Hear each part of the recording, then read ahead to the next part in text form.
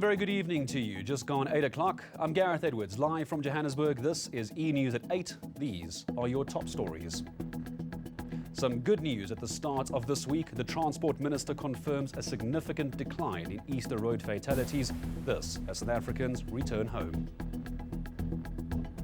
Forensic investigators continue to probe whether the church building that collapsed in Empangeni, killing 13 people, was structurally sound. And a global outpouring of grief and sympathy as the death toll from the Sri Lankan terror attack now rises to 290. Our top story, the Easter long weekend may be over, but driver behaviour still being scrutinised. This as motorists are being urged to cooperate with law enforcement authorities and emergency service personnel. Transport Minister Blade Nzimande joined a road safety activation at the N3 Marion Hill toll plaza in KZN today. Mawenda Keswa has the details. It was a busy day for traffic officials on the country's roads as holiday makers make their way home. The N3 North in Durban recorded over 1,000 vehicles passing through on Monday between 9 a.m. and noon alone. KZN traffic officials say public transport remains a concern. And we are picking a lot of public transport with overload, defective vehicles. Now these are contributing factors to our crashes and fatalities in the province and the country. Despite a 41% decrease in road fatalities, the Minister of Transport says more needs to be done. We really have to hype the issue of road safety 365 days a year. On that score, we think that there is a lot that we can still do. We tried that a couple of years ago. We want to reinstate that so that it's not just when it's Easter weekend or the festive season, but throughout the year. 312 motorists have been caught driving under the influence of alcohol. Nzimande has this stern warning. We are going to be taking much more serious action against drunken driving. It's going to be a much more serious offense. With rain expected throughout the province and other parts of the country, motorists are being urged to drive with caution to ensure they reach their destinations in one piece. Mawenda Keswa, Durban. Well, authorities are still investigating whether the church building that collapsed in Empangeni in KZN was structurally sound. A preliminary report by the provincial government cites heavy rainfall as a possible cause. 13 people died, 16 others were injured at the Pentecostal Holiness Church on Thursday. Congregants were sleeping in the part of that church you're looking at that caved in. 29 people were transported to hospital. KwaZulu-Natal Premier Willis Nkunu today gave an update on the injured and how far they are with the investigation. Additional visits have been taken to the hospital to comfort the injured and their families.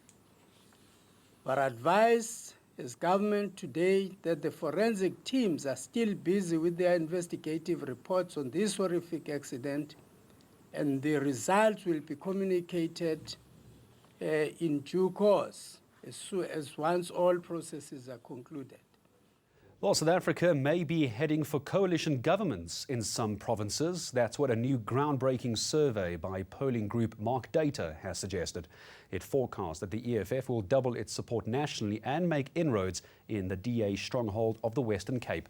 Mark Data surveyed more than 3,000 people and focus groups in all major cities. Mark Data forecasts that the EFF could double its support in this year's elections, with 12% of the national vote. Political analysts say this is mainly because the Red Berets have targeted areas dominated by the ANC and DA and solidified its base. In 2014, because they only had 8 months to go, the EFF did not really try in either Western Cape, which they thought was DA land, or KwaZulu-Natal, which was Zuma land. Now, this time they did. And one of the really dramatic things is that they've made this big breakthrough in the Western Cape. I think that the EFF has been able to build up its national brand quite solidly in this time, and also it has been able to build up a grassroots support network for itself. But the real surprise is in the Western Cape, where the party might score enough votes to team up with the ANC and oust the DA government. These votes are national level votes. And of course, the votes at provincial level could be somewhat different. So it's possible that the DA will come up somewhat. But as you can see, if you add EFF and ANC, it comes to over 50. So there is a clear possibility of an ANC-EFF coalition in the Western Cape. Johnson attributes the strong showing in the Western Cape to the EFF making inroads in Khayelitsha, an ANC stronghold. The EFF's focus on the Western Cape has not gone unnoticed. The ANC has deployed its national leaders there to consolidate support. Gove and Whittles, Johannesburg. Well, it's a daily battle. Residents of villages surrounding Fort Beaufort in the Eastern Cape say they've become used to their struggle to access water. They say the problem's been carrying on for 4 years now and they've lost all hope of it being fixed. Reporter Zikona Chona is there. She filed this report. Lindisipho Mahlanyana has been carrying water for residents in Hilltown for more than 5 years. He is one of 3 performing this duty.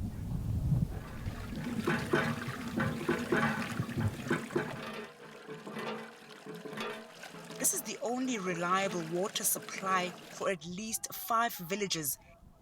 We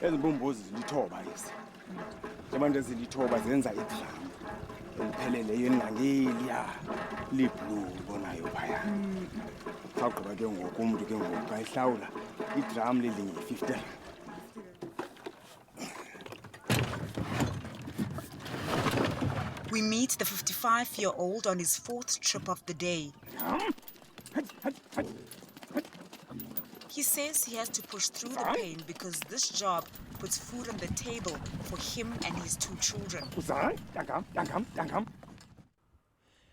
Ibhlungu kodwa ke kuba ndixakiwe yazi ba andiyazi ba ndizawuyeka ze ndiye ngaphi so ndinyanzeleke ke ngoku ba ngaba mandiyinyamezele noba sendiqola ba ngaba ibhlungu kuwesikhona kuli into sikha kuyo uthi ugcwalisa imbombozi ezinhlanu ube uqola ba ngaba iyavakala apha phakathi kwamaxa iyavakala apha ezingalweni kodwa ke siyanyamezela kuba akhapho sizawuya khona. It's all uphill for him and his donkeys. The problem stretches far and wide, and most villages in Fort Beaufort are affected. Residents say their taps only have water for 2 days at a time and then run dry for months. Residents say they hope government will visit these hills to see their suffering ahead of the elections. Zikona Chona, Fort Beaufort in the Eastern Cape. And when we come back here on eNews in a moment, we speak to the wife of slain Rwandan General Patrick Karajias. Leah Karajias agrees with the Randburg Magistrates Court that he was killed by people linked to the Rwandan government.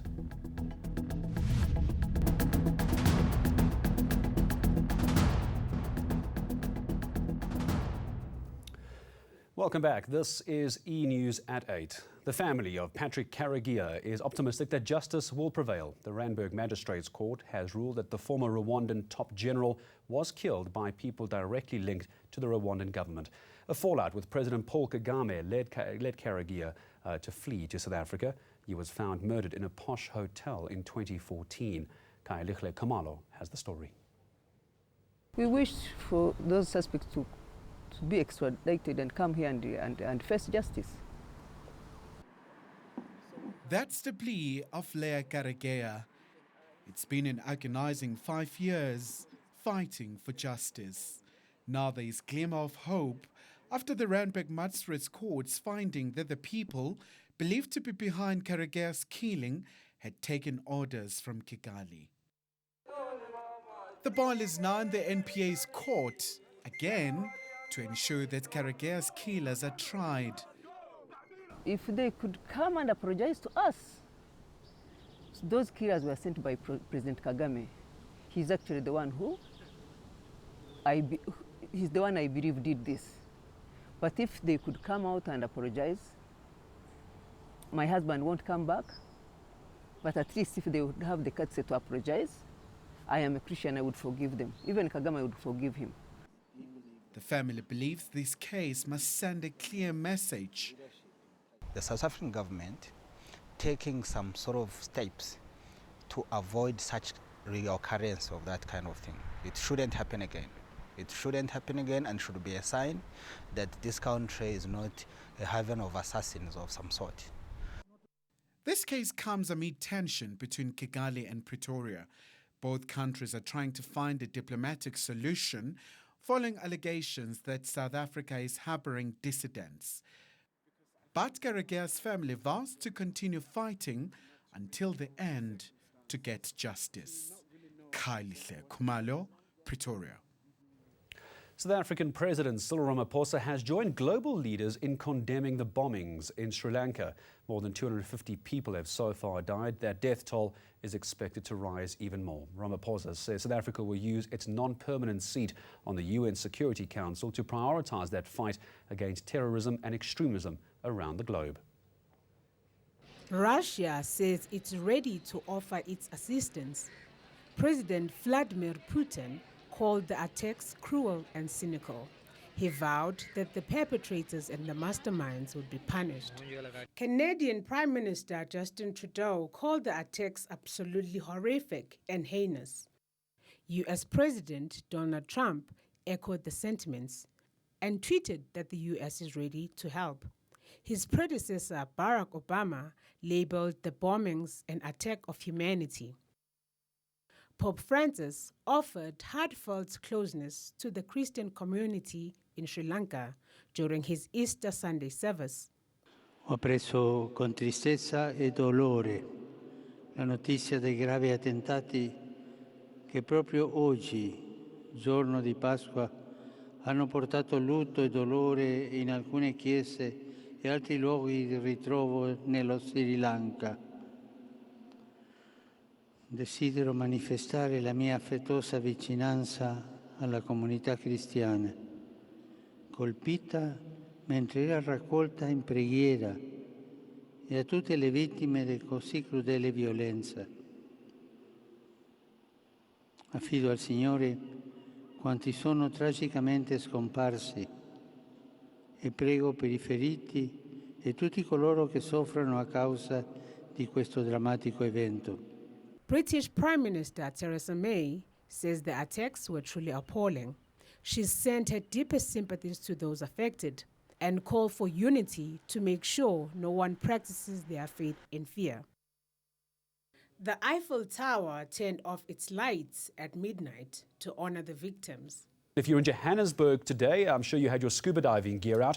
Let's see if it's going to be any better tomorrow. Here's Joel Guy with the latest from the Weather Centre. He's coming up in a bit. There he is behind me. We'll also tell you this. While the world waits for a new royal birth, new reports have surfaced claiming that Prince Harry and Meghan may move to Africa.